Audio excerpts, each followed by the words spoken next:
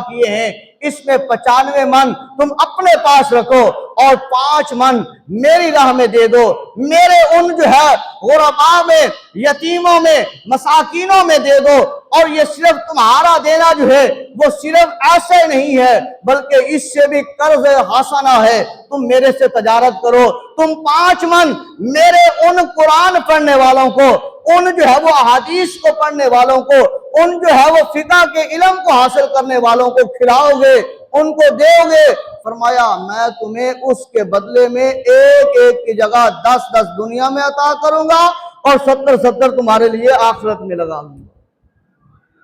इम्तिहान है। अब फरमाया वो तीनों फरिश्तों, वो फरिश्ते तीनों इंसानों के पास इंसानी शक्ल में आते हैं और आकर पहले से पूछते हैं, आकर सलाम दुआ और आकर कहते हैं कि मैं मुसाफिर हूं और मेरे पास सवारी नहीं है, रास्ते का खर्चा भी नहीं है। अगर एक ऊंट मुझे अल्लाह की राह में दे दे, एक ऊंट अल्लाह की राह में दे दे, मैं भी राजी हो जाऊंगा, वो खुदा भी राजी हो जाएगा।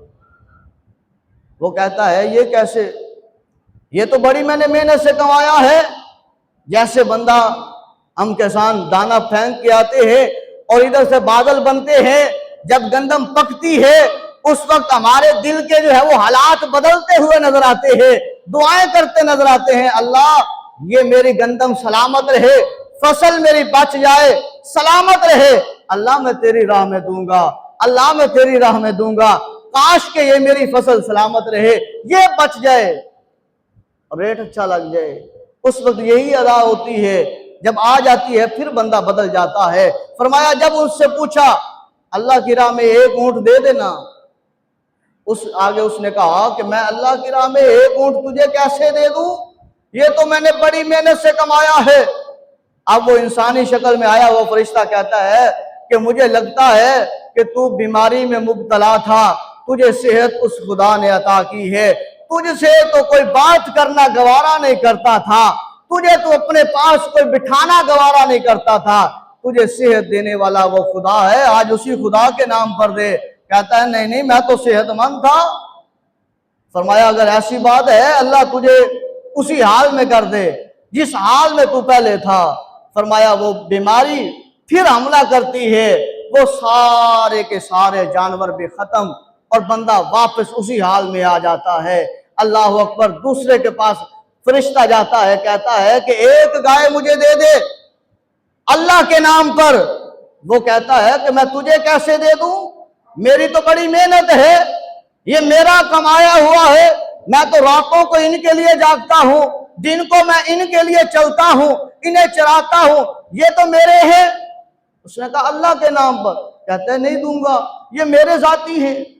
आगे वो इंसानी शक्ल में आया वो फरिश्ता कहता है मुझे याद आता है कि शायद कि तू गंजा था, अल्लाह ने तुझे सेहत अता की, ये माल तुझे अल्लाह ने दिया, आज उसी खुदा को नहीं दे रहा।